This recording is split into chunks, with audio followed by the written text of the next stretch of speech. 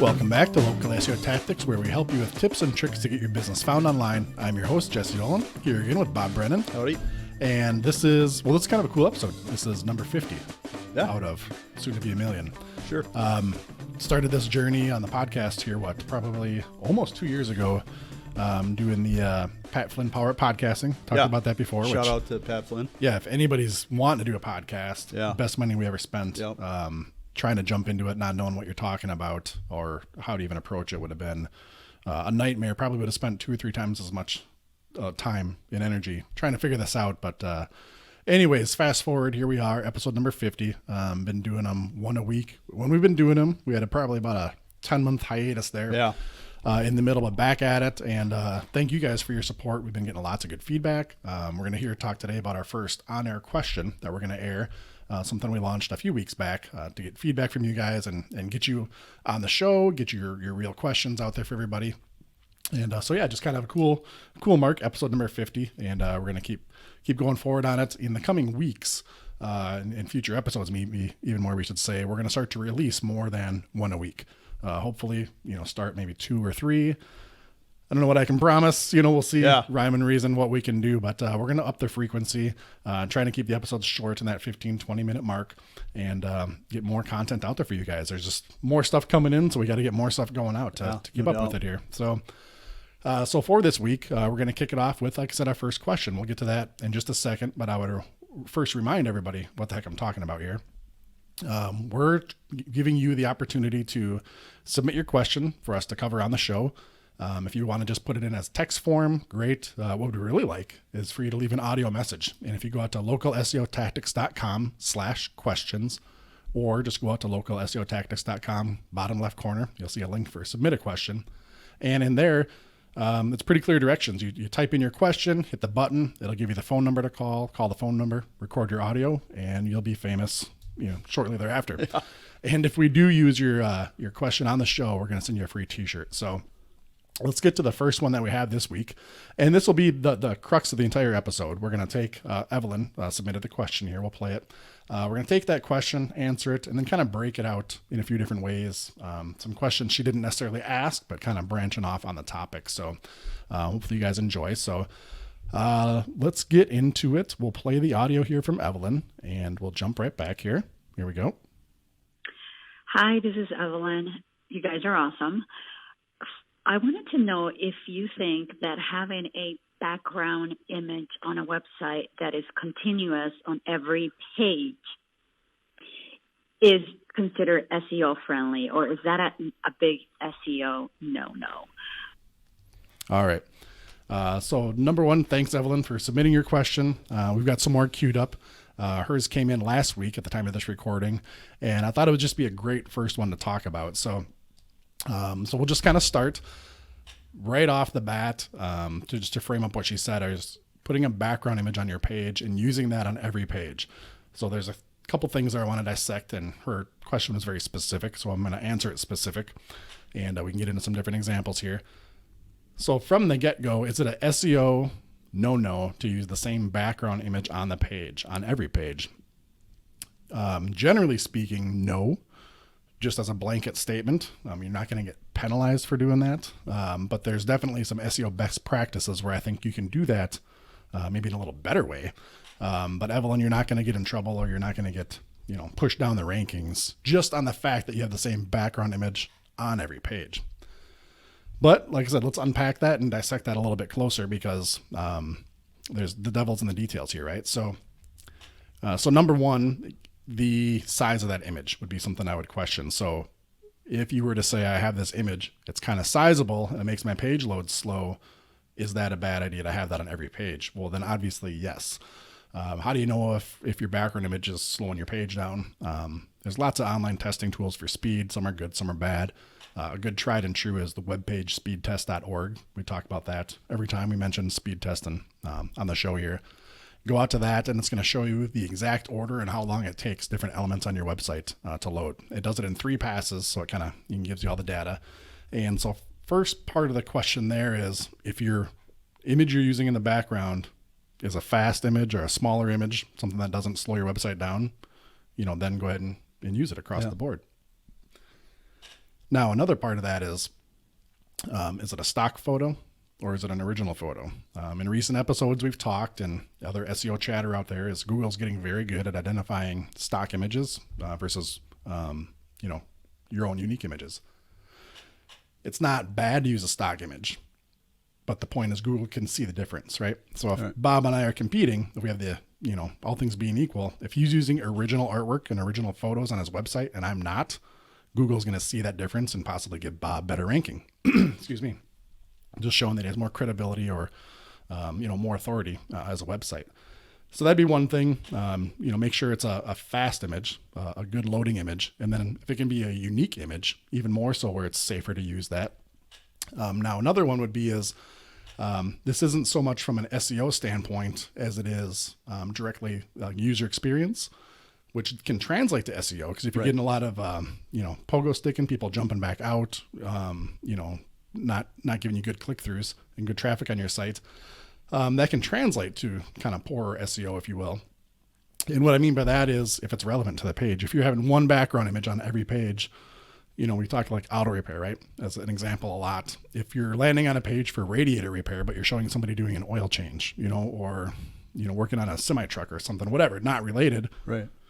That's not really a good fit. Yeah. So there's conversion images, right? Yeah. So it's like anything else. If somebody lands on your page, that image, you're putting an image up there to convert. Yep. Is the idea. Absolutely. A couple quick questions. One, moving images. Yeah. And then, how do you, and we kind of went through this earlier today, depending on what's being searched and how it's being searched. In other words, if it's architect, more than likely it's going to be searched from a desktop because it's somebody that's going to sit down either in an office environment or even at home that really wants to visually study their body of work on their site. But if it's a simple service and it's more than likely going to, a higher percentage going to be mobile, you want to optimize your image for that. I don't know if you can kind of run into that a little bit. Oh, yeah. No, that's an excellent point. I think there's kind of two halves of that. One on mobile is the speed becomes even more important there again, right? Yeah. If that image is really slow to load or adds a good chunk of size to your website, look at it on mobile. What does that look like, right? As far as the percentage of the screen or how is it visually looking? If on desktop, it looks really pretty and looks really good. But on mobile, it really doesn't add as much, or it's cropped or who knows what. Then definitely consider, should I have this be an actual background image, or does it need to be maybe a solid color image or something else? Because it might not even have the same value to you, right? On there. So 100% speed and usability on mobile. And with that kind of adding on, I guess kind of a third thing for mobile is maybe the image looks good. Maybe it loads fast, so check on those. But how does it resize and be responsive on mobile? Depending on what your settings are, what your theme is on WordPress or whatever you're using, sometimes the image isn't mobile responsive in the background. And Evelyn is saying when I use a background image, that's different than just like inserting an image on your page. Right. That background image literally kind of goes back. It's behind the text and everything else. Depending on your theme, that may not completely resize in your browser like an image on the page would. So you're going to want to check that out because if maybe you're showcasing your storefront, your business signage in the background, whatever it is, on mobile, if that resizes and it's not responsive, maybe you're seeing like a big zoomed in. Yeah, it's just like one corner of Yeah. the building and it looks kind of weird. Yeah. Right. So definitely, again, there from a usability standpoint, not from a straight SEO Google ranking factor deal, but more from a usability and then thus overall optimization. That's definitely something to be aware of there. Now back to moving images though. There's a couple different ways to do moving images. One can be like a GIF or a .gif type file size or file format. I'm sorry. Those lead to higher file sizes though. So definitely stay away from something like that. And some themes you can input like a embedded YouTube video as your background. That can look really, really cool. And depending on, again, the theme and the plugin that you might be using and everything else, that can probably pose a speed issue. Right. That's really, when we talk about this, that's the main thing I would be concerned about is the speed of this background image loading or background video loading, whatever kind of option it is that you go with there. And for those, if you really got to have it on there, maybe something to consider is maybe it's not a background image. Maybe it is something that's more in the front or a slider. Maybe how can I, still display this information, but it's not a background image on the page. Because again, that takes on a whole different kind of context versus a embedded slider or something else. And we've had good luck. We've had good luck with slider images, right? Yep. And they don't really slow the speeds down. And it's a tricky balance in terms of images and background images in terms of conversion, right? Because it's you sacrifice one for the other. So it's somehow you have to find that balance to get your message across for people to say, heck yeah, I'm going to call these people, or I'm going to send an email to them, or whatever the case is. So, and depending on where you're using it on your website. Again, using something like a slider. I mean, we actually do that if you go to localseotactics.com. That image you see up at the top, that is a slider. And it's a plugin that's on the WordPress website. And the slider has some animation. It's called the Ken Burns effect. People in photography especially are going to kind of know what that means. But basically that's what allows it to kind of have that zooming in effect that it does on the slider. That's not a movie. That's not kind of loading a different image. So that actually saves a lot of time for loading because it loads that one image and then it just has this visual effect where it kind of slides in on it or zooms in on it. And you can do different types of effects on it too. But that's a good way to get that image in there, kind of act as a background image, because you can lay text when you're making a slider, you can lay text over it. Yeah.